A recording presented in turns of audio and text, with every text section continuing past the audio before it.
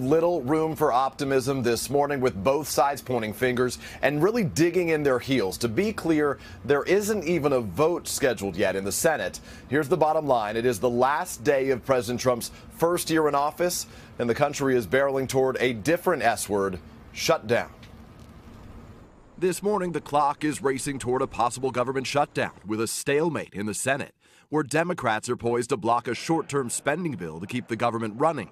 In another month, we'll be right back here at this moment with the same web of problems at our feet, in no better position to solve them. The bill would renew the Children's Health Insurance Program, known as CHIP, but it doesn't address Democrats' demands to help Dreamers, the nearly 800,000 younger undocumented immigrants now in legal limbo.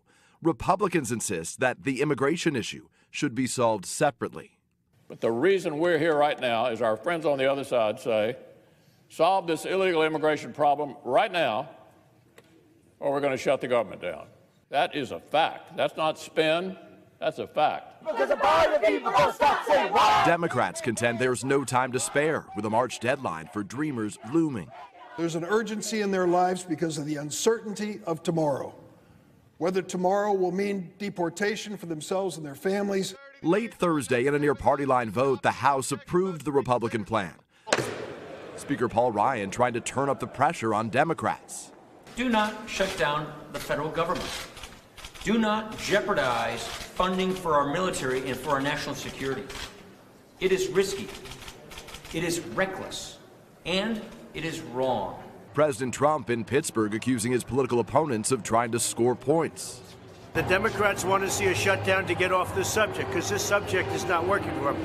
The tax cuts and tax reform has not been working well for the Democrats. So what would a government shutdown look like? About 850,000 federal workers off the job and unpaid until Congress authorizes more funding.